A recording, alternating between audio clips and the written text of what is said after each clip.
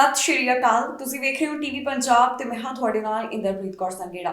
Weekly bulletin ਵਿੱਚ ਤੁਹਾਡਾ ਸਵਾਗਤ ਹੈ, ਜਿੱਥੇ ਗੱਲਬਾਤ ਉਹਨਾਂ तमाम ਖਬਰਾਂ ਦੀ ਕਰਾਂਗੇ ਜਿਹੜੀਆਂ ਹਫ਼ਤਾਭਰ ਕੈਨੇਡਾ ਵਿੱਚ ਖਾਸ ਰਹੀਆਂ। ਨਜ਼ਰ ਮਾਰਦਿਆਂ ਇਹਨਾਂ तमाम ਖਬਰਾਂ ਦੇ ਉੱਪਰ ਫਾਈਲਾਂ ਦਾ ਬੈਕਲੌਗ ਹੋ ਰਿਹਾ ਘੱਟ, ਇਮੀਗ੍ਰੇਸ਼ਨ ਬਾਰੇ ਆਈ ਜਾਣਕਾਰੀ। ਇਸ ਵਾਰ ਵੀ ਨਹੀਂ ਨਿਕਲਿਆ ਵੱਡਾ ਡਰਾਅ। ਛੋਟੇ ਡਰਾਅ ਦੇ ਵਿੱਚ 700 ਤੋਂ ਵੱਧ ਨੂੰ ਮਿਲੇ ਸੱਦੇ। ਬਾਇਓਮੈਟ੍ਰਿਕ ਵਿੱਚ ਮਿਲੀ ਟਿਲ, ਯੂਕਰੇਨ ਵਾਲਿਆਂ ਨੂੰ ਰਾਹਤ।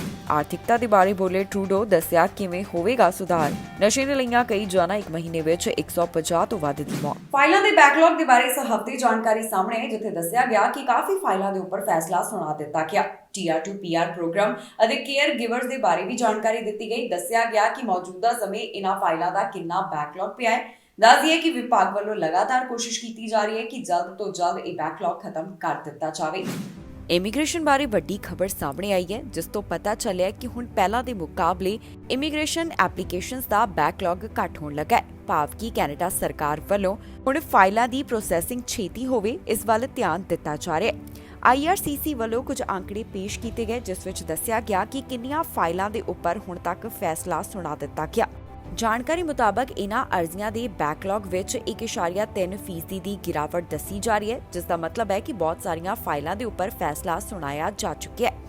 31 ਦਸੰਬਰ ਤੱਕ ਜੋ ਜਾਣਕਾਰੀ ਦਿੱਤੀ ਗਈ, ਉਸ ਵਿੱਚ ਦੱਸਿਆ ਗਿਆ ਕਿ ਵਿਭਾਗ ਕੋਲ 2,34,740 ਅਜਿਹੀਆਂ ਅਰਜ਼ੀਆਂ ਨੇ ਜਿਨ੍ਹਾਂ ਉੱਪਰ ਫੈਸਲਾ ਸੁਣਾਉਣਾ ਬਾਕੀ ਹੈ। ਇਸ ਬਾਰੇ ਜਿਹੜੇ ਤਾਜ਼ਾ ਅੰਕੜੇ ਸਾਹਮਣੇ ਆਏ, ਉਸ ਵਿੱਚ ਦੱਸਿਆ ਗਿਆ ਕਿ ਮੌਜੂਦਾ ਸਮੇਂ ਵਿਭਾਗ ਕੋਲ 2,31,635 ਅਰਜ਼ੀਆਂ ਹਨ ਜਿਨ੍ਹਾਂ ਉੱਪਰ ਅਜੇ ਫੈਸਲਾ ਆਉਣਾ ਹੈ।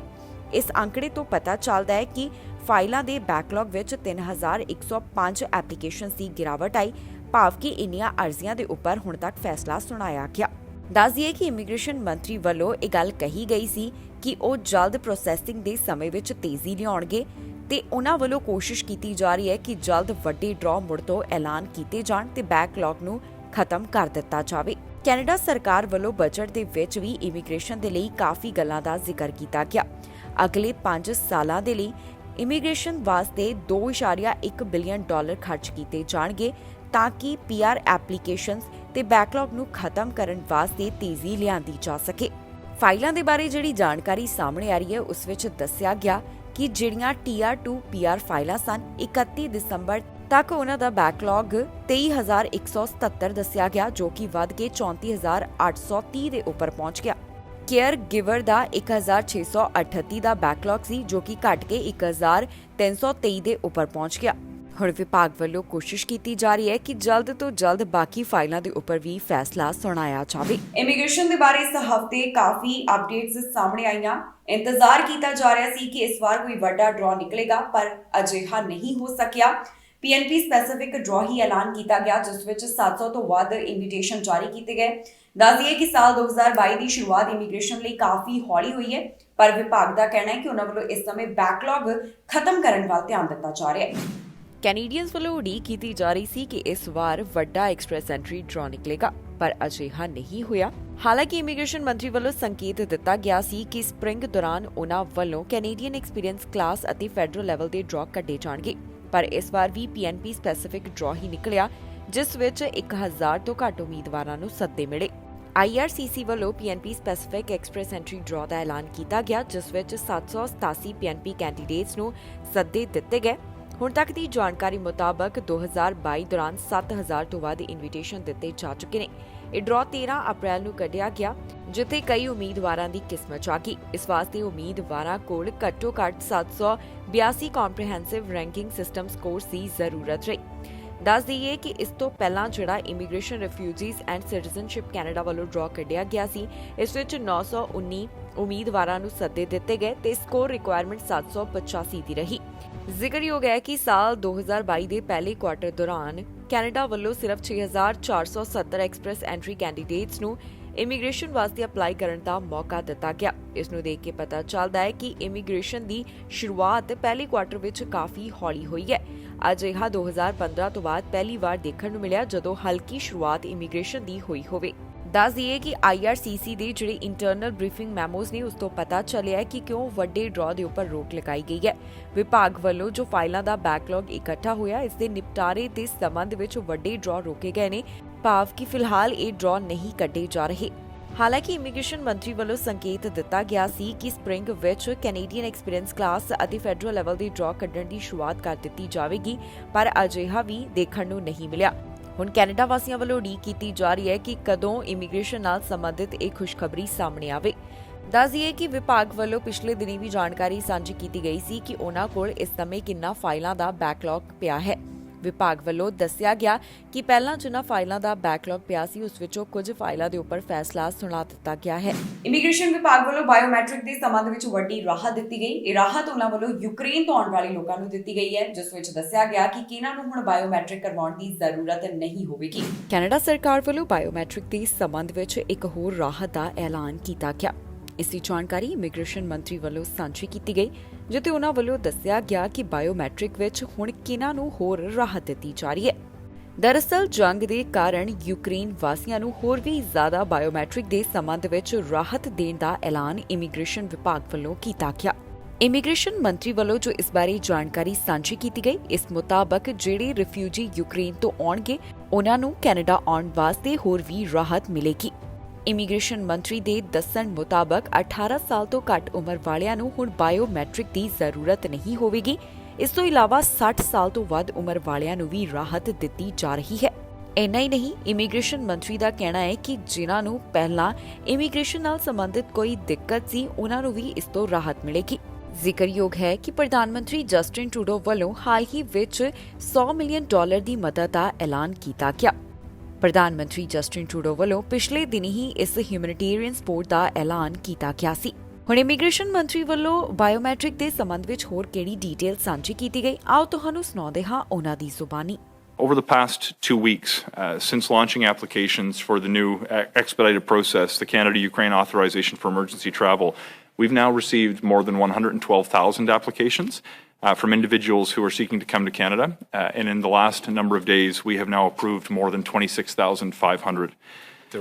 Even though most are arriving as temporary residents, we announced recently that we would also expand settlement support for all Ukrainians coming to Canada in recognition of the special circumstances that they're facing. This means Ukrainians will have access to key services to help them settle into their new communities. This will include things like language training, employment assistance, services for women, seniors, youth, and LGBTQ2+ persons. But it also includes, in many instances, the soft supports that allow a person to do well after they arrive in Canada. Sometimes it's little things like making sure that people understand how to sign their kids up for a soccer club or how to ride the bus. And sometimes it's big things like providing childcare while parents are undertaking language training supports. ਪ੍ਰਧਾਨ ਮੰਤਰੀ Justin Trudeau Canada ਦੀ ਆਰਥਿਕਤਾ ਦੇ ਬਾਰੇ ਬੋਲੇ। ਉਹਨਾਂ ਵੱਲੋਂ ਦੱਸਿਆ ਗਿਆ ਕਿ ਕਿਵੇਂ ਆਰਥਿਕਤਾ ਦੇ ਵਿੱਚ ਸੁਧਾਰ ਕੀਤਾ ਜਾਵੇਗਾ। ਇਸ ਦੌਰਾਨ ਉਹਨਾਂ ਨੇ ਫੈਡਰਲ ਬਜਟ ਦਾ ਵੀ ਜ਼ਿਕਰ ਕੀਤਾ, ਜਿਹੜਾ ਕਿ ਇਸ ਹਫ਼ਤੇ ਪੇਸ਼ ਕੀਤਾ ਗਿਆ। ਪ੍ਰਧਾਨ ਮੰਤਰੀ ਜਸਟਿਨ ਟਰੂਡੋ ਵੱਲੋਂ ਆਰਥਿਕਤਾ ਨੂੰ ਮਜ਼ਬੂਤ ਕਰਨ ਦੇ ਸੰਬੰਧ ਵਿੱਚ ਕੁਝ ਵਿਚਾਰ ਸਾਂਝੇ ਕੀਤੇ ਗਏ। ਉਹਨਾਂ ਨੇ ਸੋਸ਼ਲ ਮੀਡੀਆ ਪਲੇਟਫਾਰਮ ਦੇ ਉੱਪਰ ਇੱਕ ਵੀਡੀਓ ਜਾਰੀ ਕੀਤੀ, ਜਿਸ ਵਿੱਚ ਉਹਨਾਂ ਨੇ ਬਜਟ 2022 ਦਾ ਜ਼ਿਕਰ ਕਰਦਿਆਂ ਦੱਸਿਆ ਕਿ ਆਰਥਿਕਤਾ ਨੂੰ ਕਿਵੇਂ ਮਜ਼ਬੂਤ ਬਣਾਇਆ ਜਾਵੇਗਾ। ਉਹਨਾਂ ਦਾ ਕਹਿਣਾ ਹੈ ਕਿ ਇਨੋਵੇਸ਼ਨ ਦੇ ਵਿੱਚ ਇਨਵੈਸਟ ਕੀਤਾ ਜਾਵੇਗਾ ਤੇ ਇਸ ਨਾਲ ਕਿਵੇਂ ਫਾਇਦਾ ਹੋਵੇਗਾ, ਇਹ ਵੀ ਉਹਨਾਂ ਵੱਲੋਂ ਦੱਸਿਆ ਗਿਆ। ਹੁਣ ਪ੍ਰਧਾਨ ਮੰਤਰੀ ਜਸਟਿਨ ਟਰੂਡੋ ਦਾ ਇਸ ਸਭ ਬਾਰੇ ਕੀ ਕਹਿਣਾ ਹੈ, ਆਓ ਤੁਹਾਨੂੰ ਸੁਣਾਉਂਦੇ ਹਾਂ। Many of us know Canada has some of the best scientists, thinkers, entrepreneurs, and innovators in the world. But in order to bring those great ideas to market and help their businesses grow, they need support for research, development, and mostly commercialization. So we're going to help drive innovation and help them succeed and be competitive. Last week, we announced our intention to launch a new $1 billion Canada Innovation and Investment Agency. It'll work with many of the brilliant scientists, researchers, innovators, and inventors across the country to bring commercial success to businesses across different sectors. In the mining sector, the tourism sector, fisheries, and the high-tech sector, among everything else. We know there are some of the smartest and most innovative minds in the world. Brilliant academics, brilliant researchers here in Canada, but getting those ideas into concrete businesses that can hire workers and contribute to our economy is a challenge that we're stepping up to support. This agency will also help Canada's innovative startups to scale up, like those at Innovate Edmonton. Businesses like 2S Water, whose CEO Anthea Sargent is here today. 2S Water uses real-time data to monitor water quality from municipalities, resource companies, farmers, food producers, and more. Their technology keeps people safe, protects our environment, and is ready to scale up. Those are the kinds of businesses that need that extra support and loans or grants from an agency like this to really allow them to move forward and contribute not just to the Canadian economy, but to our well-being in Canada. Les entreprises comme celle-ci à Edmonton et ailleurs au pays ont énormément de potentiel de croissance. On va continuer d'être là et continuer les aider à innover. British Columbia ਵਿੱਚ ਨਸ਼ੇ ਦੀ overdose ਕਾਰਨ ਹੋ ਰਹੀਆਂ ਮੌਤਾਂ ਲਗਾਤਾਰ ਵੱਧ ਰਹੀਆਂ ਨੇ। ਫਰਵਰੀ ਮਹੀਨੇ ਵੀ 150 ਤੋਂ ਵੱਧ ਮੌਤਾਂ ਇਸ ਓਵਰਡੋਜ਼ ਕਾਰਨ ਹੋ ਗਈਆਂ। ਇਸ ਨੂੰ ਲੈ ਕੇ ਲਗਾਤਾਰ ਚਿੰਤਾ ਦਾ ਪ੍ਰਗਟਾਵਾ ਕੀਤਾ ਜਾ ਰਿਹਾ, ਪਰ ਇਸ ਮਹੀਨੇ ਦੇ ਬਾਰੇ ਕਿਹੜੇ ਅੰਕੜੇ ਸਾਹਮਣੇ ਆਏ ਤੁਹਾਡੇ ਨਾਲ ਸਾਂਝੇ ਕਰਾਂਗੇ ਇਸ ਖਬਰ ਵਿੱਚ। ਨਸ਼ੇ ਕਾਰਨ ਹੋ ਰਹੀਆਂ ਮੌਤਾਂ ਬ੍ਰਿਟਿਸ਼ ਕੋਲੰਬੀਆ ਸੂਬੇ ਵਿੱਚ ਲਗਾਤਾਰ ਚਿੰਤਾ ਦਾ ਵਿਸ਼ਾ ਬਣੀਆਂ ਹੋਈਆਂ ਨੇ। ਫਰਵਰੀ ਮਹੀਨੇ ਦੇ ਬਾਰੇ ਤਾਜ਼ਾ ਅੰਕੜੇ ਜਾਰੀ ਕੀਤੇ ਗਏ, ਜਿਸ ਵਿੱਚ ਦੱਸਿਆ ਗਿਆ ਕਿ 100 ਤੋਂ ਵੱਧ ਬ੍ਰਿਟਿਸ਼ ਕੋਲੰਬੀਆ ਵਾਸੀਆਂ ਨੇ ਨਸ਼ੇ ਦੀ ਓਵਰਡੋਜ਼ ਕਾਰਨ ਇਸ ਮਹੀਨੇ ਦਮ ਤੋੜ ਦਿੱਤਾ। ਫਰਵਰੀ ਮਹੀਨੇ ਦੇ ਬਾਰੇ ਜਿਹੜਾ ਅੰਕੜਾ ਪੇਸ਼ ਕੀਤਾ ਗਿਆ, ਉਸ ਮੁਤਾਬਕ 174 ਬ੍ਰਿਟਿਸ਼ ਕੋਲੰਬੀਆ ਵਾਸੀਆਂ ਦੀ ਮੌਤ ਇਸ ਨਸ਼ੇ ਦੀ ਓਵਰਡੋਜ਼ ਕਾਰਨ ਹੋਈ ਹੈ। ਇੰਨਾ ਹੀ ਨਹੀਂ, 19 ਸਾਲ ਤੋਂ ਘੱਟ ਉਮਰ ਵਾਲਿਆਂ ਦੀ ਵੀ ਇਸ ਓਵਰਡੋਜ਼ ਕਾਰਨ ਮੌਤ ਹੋਈ, ਜਿਨ੍ਹਾਂ ਦੀ ਗਿਣਤੀ 6 ਦੱਸੀ ਗਈ ਹੈ। ਇਹ ਅੰਕੜੇ ਬ੍ਰਿਟਿਸ਼ ਕੋਲੰਬੀਆ ਕੋਰਨਰਸ ਸਰਵਿਸ ਵੱਲੋਂ ਜਾਰੀ ਕੀਤੇ ਗਏ। ਦੱਸ ਦਈਏ ਕਿ ਫਰਵਰੀ ਅਜਿਹਾ 17ਵਾਂ ਮਹੀਨਾ ਹੈ ਜਿਸ ਵਿੱਚ 150 ਤੋਂ ਵੱਧ ਮੌਤਾਂ ਇਸ ਇਲਿਸਿਟ ਟੌਕਸਿਕ ਡਰੱਗ ਦੇ ਕਾਰਨ ਹੋਈਆਂ ਨੇ। ਜਾਣਕਾਰੀ ਲਈ ਦੱਸ ਦਈਏ ਕਿ ਬ੍ਰਿਟਿਸ਼ ਕੋਲੰਬੀਆ ਵਿੱਚ 2016 ਤੋਂ ਲੈ ਕੇ ਹੁਣ ਤੱਕ 9000 ਤੋਂ ਵੱਧ ਮੌਤਾਂ ਇਸ ਟੌਕਸਿਕ ਡਰੱਗ ਦੇ ਕਾਰਨ ਹੋ ਗਈਆਂ। ਇਨ੍ਹਾਂ ਮੌਤਾਂ ਦਾ ਅੰਕੜਾ 9400 ਦੱਸਿਆ ਗਿਆ। ਅੰਕੜਿਆਂ ਨੂੰ ਦੇਖ ਕੇ ਪਤਾ ਚੱਲਦਾ ਹੈ ਕਿ ਰੋਜ਼ਾਨਾ 6.2 ਮੌਤਾਂ ਨਸ਼ੇ ਦੀ ਓਵਰਡੋਜ਼ ਦੇ ਕਾਰਨ ਹੋਈਆਂ ਹਨ। 2022 ਦੌਰਾਨ ਜਿਹੜੀਆਂ ਮੌਤਾਂ ਇਸ ਨਸ਼ੇ ਦੇ ਕਾਰਨ ਹੋਈਆਂ, ਉਹਨਾਂ ਵਿੱਚ ਜ਼ਿਆਦਾਤਰ ਉਮਰ 30 ਤੋਂ 59 ਸਾਲ ਦੇ ਵਿਚਕਾਰ ਦੱਸੀ ਜਾ ਰਹੀ ਹੈ। 2022 ਦੇ ਮੌਤਾਂ ਦੇ ਅੰਕੜੇ ਵਿੱਚ 78% ਮੇਲ ਦੱਸੇ ਜਾ ਰਹੇ ਨੇ। ਇਸ ਤੋਂ ਇਲਾਵਾ ਦੱਸਿਆ ਗਿਆ ਹੈ ਕਿ 56% ਪ੍ਰਾਈਵੇਟ ਰੈਜ਼ੀਡੈਂਸ ਅਤੇ 29% ਰੈਜ਼ੀਡੈਂਸ ਜਿਸ ਵਿੱਚ ਸੋਸ਼ਲ ਤੇ ਸਪੋਰਟਿਵ ਹਾਊਸਿੰਗ ਸ਼ਾਮਿਲ ਹੈ, ਉਹਨਾਂ ਦੀ ਜਾਨ ਚਲੀ ਗਈ। ਇਸ ਹਫ਼ਤੇ ਪ੍ਰਧਾਨ ਮੰਤਰੀ ਜਸਟਿਨ ਟਰੂਡੋ ਵੱਲੋਂ ਵਿਸਾਖੀ ਦੀ ਵਧਾਈ ਦਿੱਤੀ ਗਈ। ਉਹਨਾਂ ਨੇ ਇਸ ਦਿਨ ਦੀ ਮਹੱਤਤਾ ਦਾ ਜ਼ਿਕਰ ਕੀਤਾ। ਵੀਡੀਓ ਸੰਦੇਸ਼ ਉਹਨਾਂ ਵੱਲੋਂ ਸੋਸ਼ਲ ਮੀਡੀਆ ਦੇ ਉੱਪਰ ਜਾਰੀ ਕੀਤਾ ਗਿਆ, ਜਿਸ ਵਿੱਚ ਉਹਨਾਂ ਨੇ ਸਭ ਤੋਂ ਪਹਿਲਾਂ ਫਤਿਹ ਦੀ ਸਾਂਝ ਪਾਈ ਤੇ ਬਾਅਦ ਵਿੱਚ ਵਿਸਾਖੀ ਦੀ ਵਧਾਈ ਦਿੰਦੇ ਹੋਏ ਪ੍ਰਧਾਨ ਮੰਤਰੀ ਦਿਖਾਈ ਦਿੱਤੇ। ਵਾਹਿਗੁਰੂ ਜੀ ਕਾ ਖਾਲਸਾ, ਵਾਹਿਗੁਰੂ ਜੀ ਕੀ ਫਤਿਹ। ਪ੍ਰਧਾਨ ਮੰਤਰੀ ਜਸਟਿਨ ਟਰੂਡੋ ਵੱਲੋਂ ਵਿਸਾਖੀ ਦੇ ਦਿਹਾੜੇ ਦੀ ਵਧਾਈ ਦਿੱਤੀ ਗਈ ਹੈ।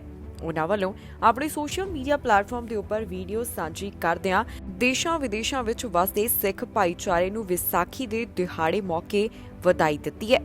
ਇਸ ਮੌਕੇ ਅੱਜ ਦੇ ਦਿਨ ਦੀ ਮਹੱਤਤਾ ਦੱਸਦੇ ਹੋਏ ਵੀ ਪ੍ਰਧਾਨ ਮੰਤਰੀ ਜਸਟਿਨ ਟਰੂਡੋ ਨਜ਼ਰ ਆਏ, ਜਿੱਥੇ ਉਹਨਾਂ ਵੱਲੋਂ ਖਾਸ ਗੱਲਾਂ ਦਾ ਜ਼ਿਕਰ ਕੀਤਾ ਗਿਆ। ਕੀ ਕਹਿਣਾ ਹੈ ਟਰੂਡੋ ਦਾ, ਆਓ ਤੁਹਾਨੂੰ ਸੁਣਾਉਂਦੇ ਹਾਂ। Hello everyone, bonjour à tous and happy Vaisakhi. Today, millions of people in Canada and around the world mark Vaisakhi. The holiest day in the Sikh calendar, Vaisakhi is a moment to celebrate the creation of the Khalsa by Guru Gobind Singh Ji. It's a time to come together with family and friends at Gurdwaras and Khalsa Day celebrations. And it's a time to recognize the values at the heart of Sikhism. Values like equality, community, generosity, honesty, and seva, selfless service to others. I have fond memories of visiting Vaisakhi celebrations in Toronto and Vancouver and celebrating with the Sikh community on the Hill here in Ottawa. We all long for more in-person events, and as restrictions begin to ease across the country, I share your excitement in spending more holidays and celebrations together. Waheguru Ji Ka Khalsa, Waheguru Ji Ki Fateh. ਇਸ ਹਫ਼ਤੇ Toronto police ਦੇ ਹੱਥ ਵੱਡੀ ਸਫਲਤਾ ਲੱਗੀ, ਜਿੱਥੇ ਉਹਨਾਂ ਵੱਲੋਂ ਸਭ ਤੋਂ ਵੱਡੀ ਮਾਤਰਾ ਵਿੱਚ ਨਸ਼ਾ ਬਰਾਮਦ ਕੀਤਾ ਗਿਆ। 280 ਕਿਲੋ ਨਸ਼ਾ ਬਰਾਮਦ ਹੋਇਆ, ਜਿਸ ਸੰਬੰਧ ਵਿੱਚ ਉਹਨਾਂ ਨੇ ਜਾਣਕਾਰੀ ਸਾਂਝੀ ਕੀਤੀ। ਦੱਸਿਆ ਗਿਆ ਕਿ ਕਿਹਨਾਂ ਦੇ ਉੱਪਰ ਕਾਰਵਾਈ ਕੀਤੀ ਗਈ ਹੈ ਤੇ ਉਹਨਾਂ ਦੇ ਹੱਥ ਹੋਰ ਕਿਹੜੀਆਂ ਚੀਜ਼ਾਂ ਲੱਗੀਆਂ। ਟੋਰਾਂਟੋ ਪੁਲਿਸ ਵੱਲੋਂ ਨਸ਼ੇ ਦੇ ਸੰਬੰਧ ਵਿੱਚ ਵੱਡੀ ਕਾਰਵਾਈ ਕੀਤੀ ਗਈ, ਜਿੱਥੇ ਉਹਨਾਂ ਵੱਲੋਂ ਹੁਣ ਤੱਕ ਦੀ ਸਭ ਤੋਂ ਵੱਡੀ ਨਸ਼ੇ ਦੀ ਬਰਾਮਦਗੀ ਕੀਤੀ ਗਈ ਹੈ। ਟੋਰਾਂਟੋ ਪੁਲਿਸ ਵੱਲੋਂ ਵੱਡੀ ਮਾਤਰਾ ਵਿੱਚ ਨਸ਼ਾ ਬਰਾਮਦ ਕੀਤਾ ਗਿਆ। ਜਾਣਕਾਰੀ ਦਿੱਤੀ ਜਾ ਰਹੀ ਹੈ ਕਿ ਉਹਨਾਂ ਵੱਲੋਂ 280 ਕਿਲੋ ਨਸ਼ਾ ਬਰਾਮਦ ਕੀਤਾ ਗਿਆ। ਇਸ ਮਾਮਲੇ ਦੇ ਸੰਬੰਧ ਵਿੱਚ ਉਹਨਾਂ ਵੱਲੋਂ 29 ਸਾਲਾ ਵਿਅਕਤੀ ਦੇ ਉੱਪਰ ਚਾਰजेस ਵੀ ਲਗਾਏ ਗਏ। ਇਹ ਨਸ਼ੇ ਦੀ ਬਰਾਮਦਗੀ ਉਹਨਾਂ ਵੱਲੋਂ ਸਟੈਸ਼ ਹਾਊਸ ਤੋਂ ਕੀਤੀ ਗਈ। ਪੁਲਿਸ ਵੱਲੋਂ ਦੱਸਿਆ ਗਿਆ ਹੈ ਕਿ ਉਹਨਾਂ ਵੱਲੋਂ 199 kilo powder cocaine, 97 kilo crystal methamphetamine seize ਕੀਤੀ ਗਈ ਹੈ, ਜਿਸ ਦੀ ਕੀਮਤ $28 ਮਿਲੀਅਨ ਦੇ ਕਰੀਬ ਦੱਸੀ ਗਈ। ਪੁਲਿਸ ਦਾ ਕਹਿਣਾ ਹੈ ਕਿ ਟੋਰਾਂਟੋ ਪੁਲਿਸ ਦੇ ਡਰੱਗ ਸਕੁਆਡ ਵੱਲੋਂ ਇਸ ਮਾਮਲੇ ਦੀ ਜਾਂਚ 2 ਅਪ੍ਰੈਲ ਤੋਂ ਸ਼ੁਰੂ ਕਰ ਦਿੱਤੀ ਗਈ। ਉਨ੍ਹਾਂ ਨੇ 29 ਸਾਲਾ ਇੱਕ ਵਿਅਕਤੀ ਨੂੰ ਗ੍ਰਿਫਤਾਰ ਕੀਤਾ, ਜਿਸ ਦੇ ਉੱਪਰ ਚਾਰजेस ਵੀ ਲਗਾਏ ਗਏ। ਇਸ ਕੋਲ 50 ਕਿਲੋ ਪਾਊਡਰ ਕੋਕੇਨ ਬਰਾਮਦ ਹੋਈ। ਇਸ 29 ਸਾਲਾ ਸਸਪੈਕਟ ਨੂੰ ਪਾਰਕਿੰਗ ਲਾਟ ਤੋਂ ਗ੍ਰਿਫਤਾਰ ਕੀਤਾ ਗਿਆ। ਬਾਅਦ 'ਚ ਇਸ ਮਾਮਲੇ ਦੇ ਸੰਬੰਧ ਵਿੱਚ ਕਾਰਵਾਈ ਕਰਦਿਆਂ ਉਨ੍ਹਾਂ ਵੱਲੋਂ ਵੱਡੀ ਮਾਤਰਾ ਵਿੱਚ ਨਸ਼ਾ ਬਰਾਮਦ ਕੀਤਾ ਗਿਆ। ਸਸਪੈਕਟ ਦੇ ਘਰ ਤੋਂ ਪੁਲਿਸ ਵੱਲੋਂ $50,000 ਵੀ ਬਰਾਮਦ ਕੀਤੇ ਗਏ। ਇਸ ਤੋਂ ਇਲਾਵਾ ਉਨ੍ਹਾਂ ਨੂੰ ਇੱਥੇ ਪ੍ਰੋਫੈਸ਼ਨਲੀ ਬਣਾਇਆ ਗਿਆ ਟਰੈਪ ਵੀ ਮਿਲਿਆ, ਜੋ ਕਿ ਕਾਰ ਦੇ ਅੰਦਰ ਸੀ। ਪੁਲਿਸ ਵੱਲੋਂ ਦੱਸਿਆ ਗਿਆ ਹੈ ਕਿ ਜਿਸ ਸਸਪੈਕਟ ਨੂੰ ਉਨ੍ਹਾਂ ਨੇ ਗ੍ਰਿਫਤਾਰ ਕੀਤਾ ਉਸ ਦਾ ਨਾਮ ਮੁਰੇਸ ਹੈ। ਇਸ ਮਾਮਲੇ ਦੇ ਸੰਬੰਧ ਵਿੱਚ ਵਧੇਰੇ ਜਾਂਚ ਕੀਤੀ ਜਾ ਰਹੀ ਹੈ। ਬਾਕੀ ਦੀ ਜਾਣਕਾਰੀ ਬਾਅਦ ਵਿੱਚ ਸਾਂਝੀ ਕੀਤੀ ਜਾਵੇਗੀ। ਬੈਂਕ ਆਫ ਕੈਨੇਡਾ ਵੱਲੋਂ ਇਸ ਹਫ਼ਤੇ ਵੱਡਾ ਫੈਸਲਾ ਲਿਆ ਗਿਆ, ਜਿੱਥੇ ਇੰਟਰਸਟ ਰੇਟ ਵਿੱਚ ਵਾਧਾ ਕੀਤਾ ਗਿਆ। ਲਗਾਤਾਰ ਅਜਿਹਾ ਦੂਸਰੀ ਵਾਰ ਹੋਇਆ ਜਦੋਂ ਵਿਆਜ ਦਰਾਂ ਵਿੱਚ ਵਾਧਾ ਕੀਤਾ ਗਿਆ ਹੋਵੇ। ਇਸ ਬਾਰੇ ਬੈਂਕ ਆਫ ਕੈਨੇਡਾ ਦਾ ਕਹਿਣਾ ਹੈ ਕਿ ਇਸ ਸਮੇਂ ਜਿਹੜੀ ਲਗਾਤਾਰ ਮਹਿੰਗਾਈ ਵੱਧ ਰਹੀ ਹੈ, ਉਸ ਦੇ ਉੱਪਰ ਨਕੇਲ ਕੱਸਣ ਵਾਸਤੇ ਇਹ ਕਦਮ ਚੁੱਕਿਆ ਗਿਆ। ਬੈਂਕ ਆਫ ਕੈਨੇਡਾ ਵੱਲੋਂ ਆਪਣੀਆਂ ਵਿਆਜ ਦਰਾਂ ਵਿੱਚ ਵਾਧਾ ਕੀਤਾ ਗਿਆ ਹੈ। ਬੈਂਕ ਆਫ ਕੈਨੇਡਾ ਵੱਲੋਂ ਆਪਣੀਆਂ ਵਿਆਜ ਦਰਾਂ ਨੂੰ ਵਧਾ ਕੇ 1% ਕਰ ਦਿੱਤਾ। ਜੀ ਹਾਂ, ਮਹਿੰਗਾਈ ਨੂੰ ਕਾਬੂ ਕਰਨ ਦੇ ਲਈ ਹੁਣ ਬੈਂਕ ਆਫ ਕੈਨੇਡਾ ਵੱਲੋਂ ਇਹ ਫੈਸਲਾ ਲਿਆ ਗਿਆ। ਇਸ ਸਮੇਂ ਦੇਸ਼ ਵਿੱਚ ਜੋ ਮਹਿੰਗਾਈ ਵੱਧ ਰਹੀ ਹੈ, ਇਸ ਨੂੰ ਕਾਬੂ ਪਾਉਣ ਦੇ ਵਾਸਤੇ ਬੈਂਕ ਆਫ ਕੈਨੇਡਾ ਨੇ ਵੱਡਾ ਫੈਸਲਾ ਲਿਆ, ਜਿੱਥੇ ਉਹਨਾਂ ਨੇ ਆਪਣੀਆਂ ਵਿਆਜ ਦਰਾਂ ਵਿੱਚ 50 ਅੰਕਾਂ ਦਾ ਵਾਧਾ ਕਰ ਦਿੱਤਾ ਹੈ। ਹੁਣ ਵਿਆਜ ਦਰ 1% ਹੋ ਗਈ ਹੈ। ਦੱਸ ਦਈਏ ਕਿ ਬੈਂਕ ਵੱਲੋਂ ਮਾਰਚ 2020 ਵਿੱਚ ਕੋਵਿਡ-19 ਪੈਂਡੈਮਿਕ ਦੀ ਸ਼ੁਰੂਆਤ ਤੋਂ ਬਾਅਦ ਆਪਣੀਆਂ ਵਿਆਜ ਦਰਾਂ ਵਿੱਚ ਕਟੌਤੀ ਕਰ ਦਿੱਤੀ, ਤਾਂ ਕਿ ਜਿਹੜੇ ਕਾਰੋਬਾਰ ਅਤੇ ਆਮ ਲੋਕ ਹਨ ਉਹਨਾਂ ਨੂੰ ਸਸਤੀਆਂ ਦਰਾਂ ਦੇ ਉੱਪਰ ਪੈਸਾ ਉਪਲਬਧ ਹੋ ਸਕੇ। ਇਸ ਨਾਲ ਕੋਸ਼ਿਸ਼ ਕੀਤੀ ਜਾ ਰਹੀ ਸੀ ਕਿ ਆਰਥਿਕਤਾ ਦੇ ਵਿੱਚ ਸੁਧਾਰ ਹੋ ਸਕੇ।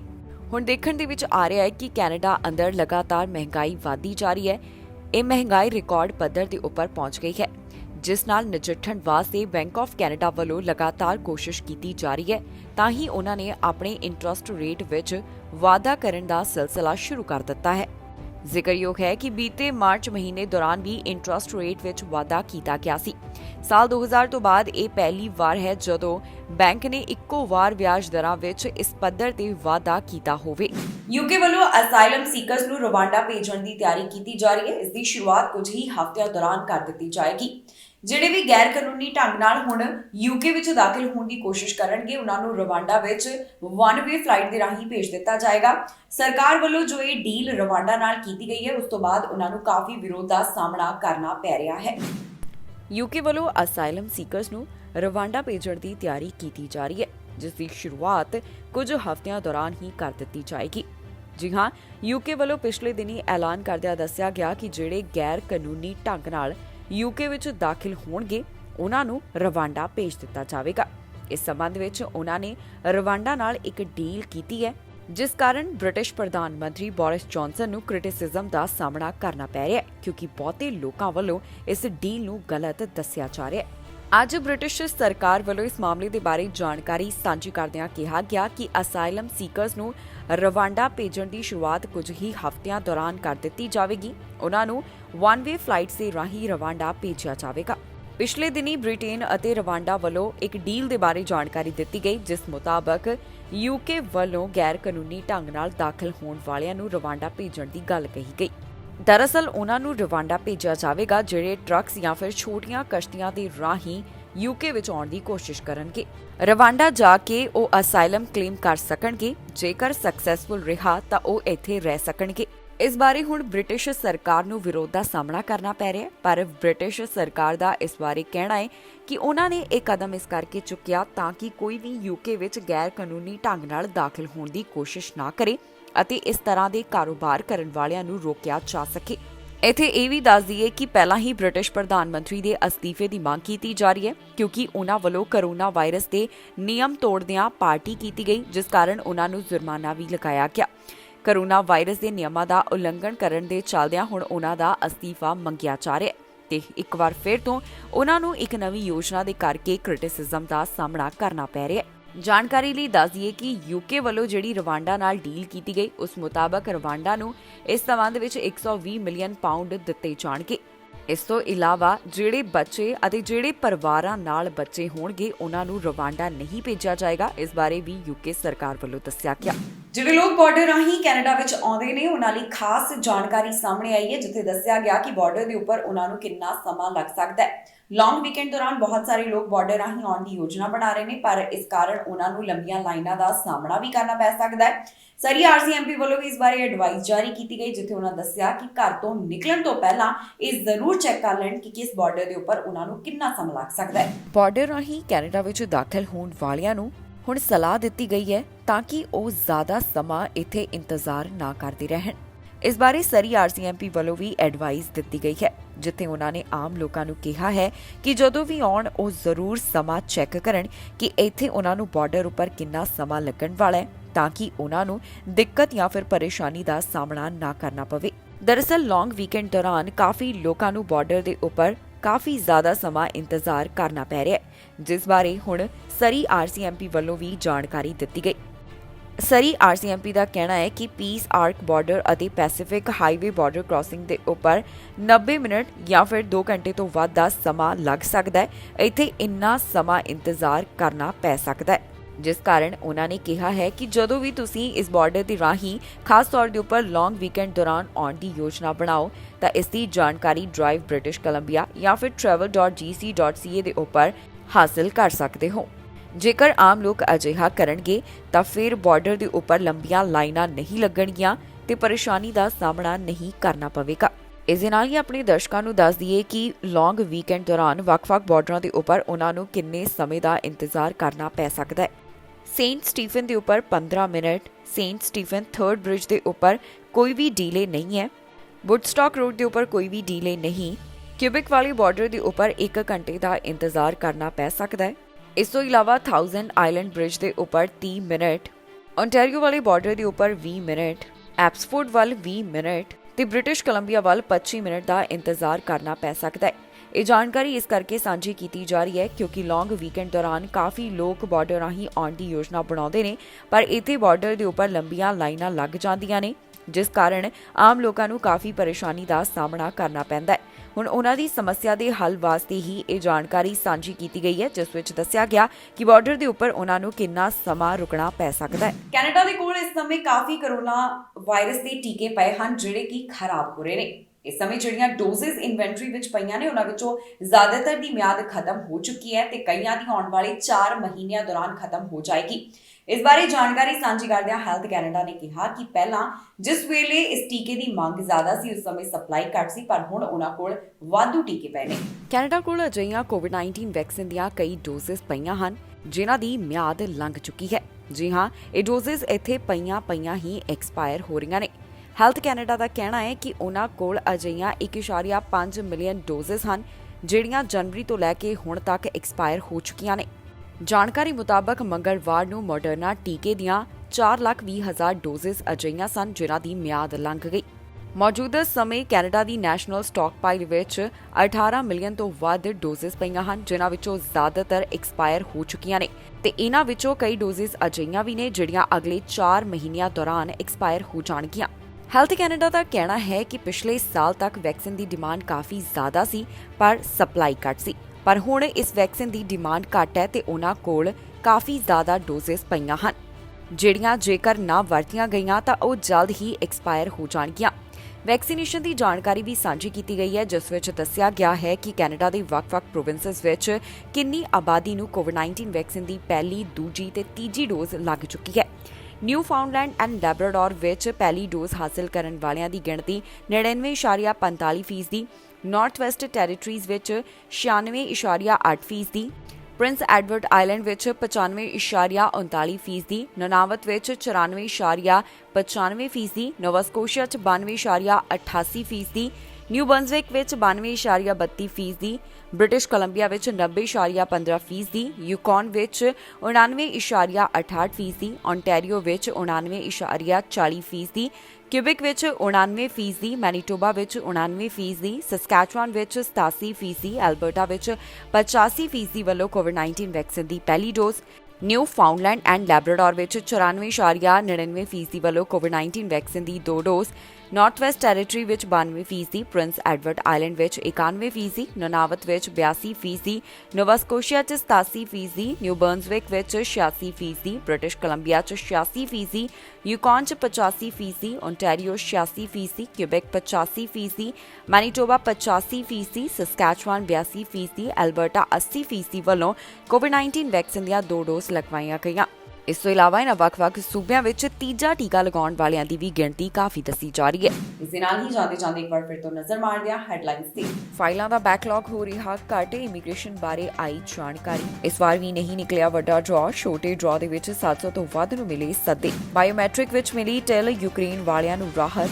ਆਰਥਿਕਤਾ ਦੇ ਬਾਰੇ ਬੋਲੇ ਟਰੂਡੋ, ਦੱਸਿਆ ਕਿਵੇਂ ਹੋਵੇਗਾ ਸੁਧਾਰ। ਨਸ਼ੇ ਨੇ ਲਈਆਂ ਕਈ ਜਾਨਾਂ, 1 ਮਹੀਨੇ ਵਿੱਚ 150 ਤੋਂ ਵੱਧ ਦੀ ਮੌਤ। ਖਬਰਾਂ ਦੇ ਇਸ ਬੁਲੇਟਿਨ ਵਿੱਚ ਇੰਨਾ ਹੀ। ਫਿਲਹਾਲ ਮੈਨੂੰ ਇੰਦਰਪ੍ਰੀਤ ਕੌਰ ਸੰਗੇੜਾ ਨੂੰ ਦਿਓ ਇਜਾਜ਼ਤ ਤੇ ਤੁਸੀਂ ਵੇਖਦੇ ਰਹੋ TV ਪੰਜਾਬ।